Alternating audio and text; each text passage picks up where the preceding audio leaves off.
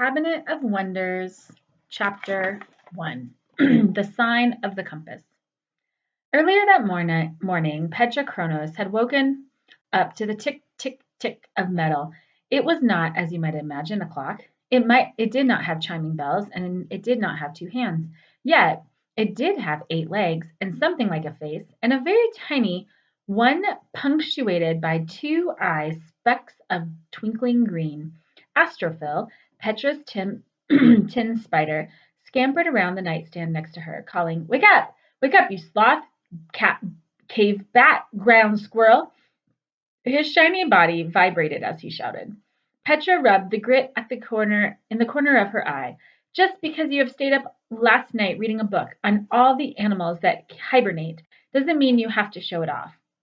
Astrophil folded his front 2 legs in a good impersonation of a human schoolteacher. "In fact, sloths do not hibernate. They are simply very, very lazy." Though the morning sun was already making the room warm, Petra snuggled under the thin linen sheet. "I bet they're stupid too." "Ah, yes." "The sort of animal who just can't take a hint," Petra said. She yawned and closed her eyes. "Well," Astrophil relaxed his legs out of their stiff pose. "There is one rare sloth, the spotted Angola sloth, which is known to be quick-witted." Petra lay still, "and generous of spirit." No response came from the bed. "And easily moved by the persistent pleas of friends," Astrophil added. Petra rolled over, her back to Astrophil. "The spotted Angola sloth is also prudent, especially when threatened by the prospect of waking up one morning to find sticky metallic spiderwebs crisscrossing her entire face." "A dreadful fate," Petra declared. She flung back the sheet and slipped out of bed. The sound of clucking hens floated in through the one tall window. A rooster must have crowed sometime earlier that morning, but it had not broken Petra's steady sleep. She pushed back the tousled hair that she stubbornly refused, against the repeated wishes of her grown-up cousin Dita, to braid into something resembling neatness. Petra's eyes were gray, or, to be more precise, they were silvery, like they each had been made with a liquid metal anchored in a bright circle by a black center. They looked just like her father's eyes. In general, she resembled him greatly. This usually pleased her. She turned to a shelf that ran along a white wall between one corner of the room and a rectangular bulge, which was the chimney that began in the kitchen fireplace just below. The rough wooden shelf was littered with bottles, sheets of heavy paper, a few broken goose quills, and a small box the shape and glossy brown color of a horse chestnut. It was wooden and had a hinged lid.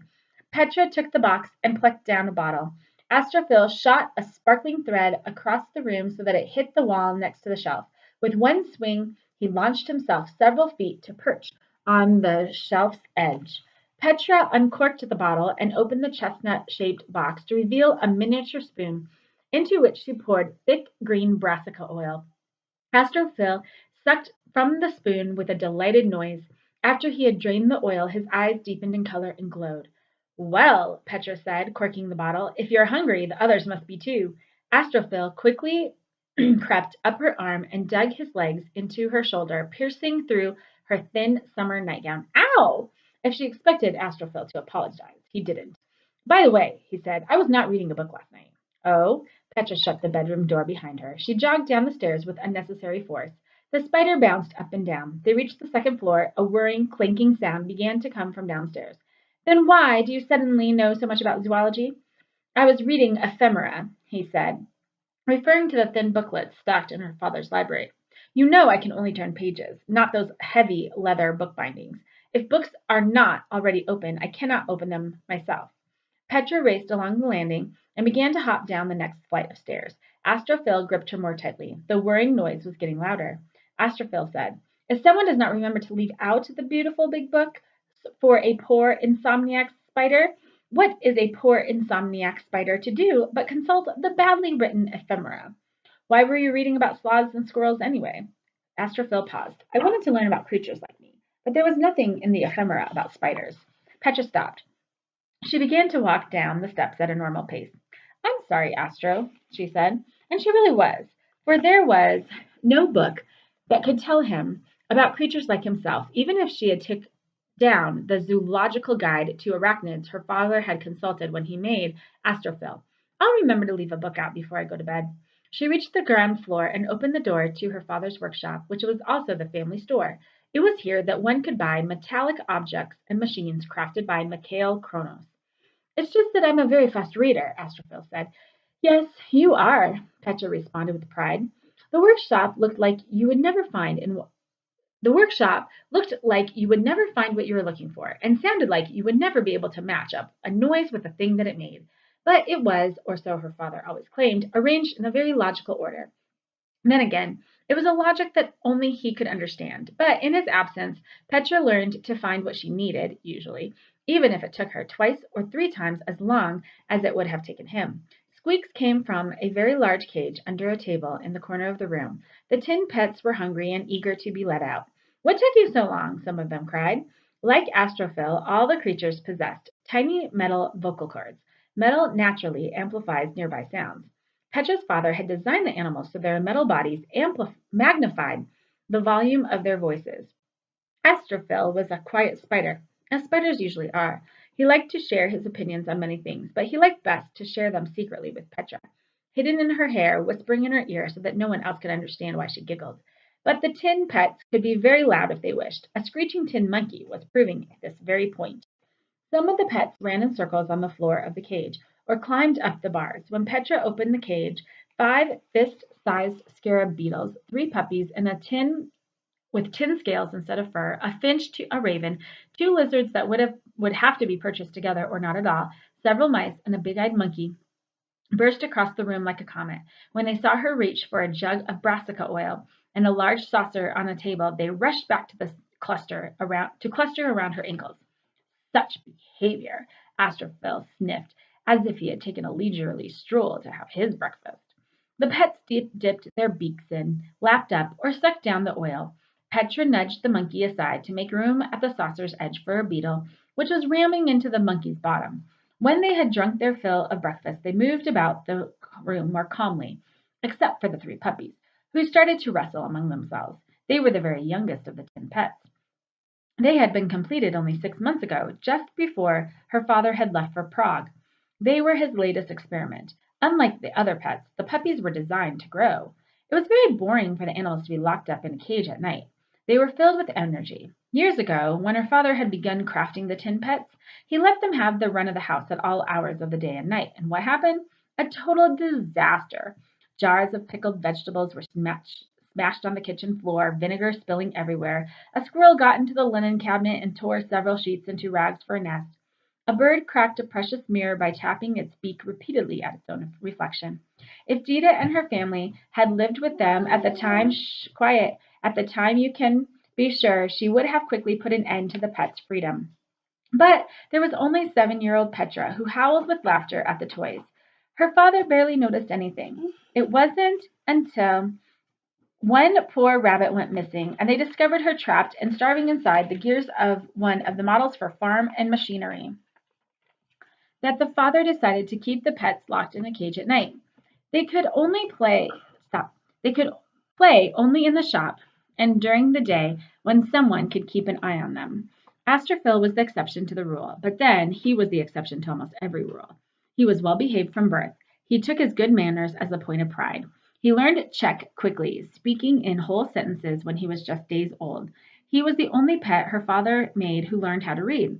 Astrophil actively sought out books on everything from poetry to how to make Turkish delight. Petra often teased him that he was filled with useless information. But while he learned many things Petra never would, he never managed to learn how to sleep. Most pets, when they were about 2 years old, would begin to doze in a few minutes at a time. A year later, they might be able to sleep through the night, but Astrophil, who was 6 years old, showed no signs of doing more than blinking once in a while. Petra tidied the shop to make it presentable for business, dusting her father's handiwork, horse bits and plows, intricately engraved silverware, a collection of music boxes, compasses, astrolabes, and clocks that began chiming 10 o'clock. No, it was already late to open the shop. Dita's husband, Joseph, stop. I'm doing something. Come back in a little bit. Sorry. It was already late to open the shop. Dita's husband, Yosef, would have left hours ago to work in the brassica fields. Soon Petra would unlock the front door facing the street. She hoped she might sell a few things. Above all, she hoped her friend Tomik would stop by. Although it was incredible that she would have heard a shuffling of feet over the noise in the workshop, Petra did. She turned around to see David, Dita's son. He was a few years younger than Petra. Stella! He called. The tin raven flew across the room in a shiny blur and settled on the boy's shoulder, gently poking her beak into his curly hair. Upstart crow, Astrophil muttered. I am a raven, Stella cawed back, insulted. It was clear that the raven had no intention of being sold to an Okno villager or a traveling merchant charmed by her glossy feathers. The raven liked her life at the sign of the compass just fine, and had grown fond of David, who was stroking her head. Mother wanted me to see if you had finally woken up, the boy mimicked Dita's exasperated voice. She wanted to know if you were taking care of your one duty in the house. Well, obviously I am. Well, you obviously can't greet customers in your nightgown. Petra started to say something rude, but David began singing loudly, looking everywhere in his shop except at her. Oh, she's a lovely lass in her night-dress, but her hair's a mess, I must confess. The raven cawed. Oh, she's a— David, be quiet. Lovely lass, stop. He did, for he realized that she was no longer looking at him, but out the window. She had a worried expression on her face. What is it? He asked. He saw a cart driven by two men in tattered clothes. I'm not sure. As she pushed the door open, Astrophil climbed into her hair and clenched his legs around a snarled lock of it, looking like a flower-shaped hairpin with 8 petals. The animals eagerly rushed for the open door, but David darted across the room to stop them. He hustled them back into the cage. The two men stepped down from the cart, one of them laughing. The other man glanced at Petra, looked up at the sky, and stretched in the sunlight. They turned away from her and walked toward the back of the cart, heaving in some load in the flatbed.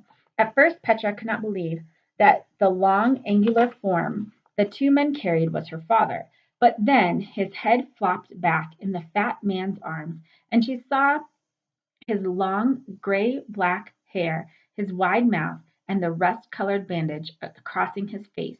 She looked over her shoulder at David, who was waiting in the shop, gazing out of the door, his eyes wide in horror. Dita, Petra whispered. She had lost her voice, but David easily found his. Mother! He spun around and ran into the dark depths of the house. Mother!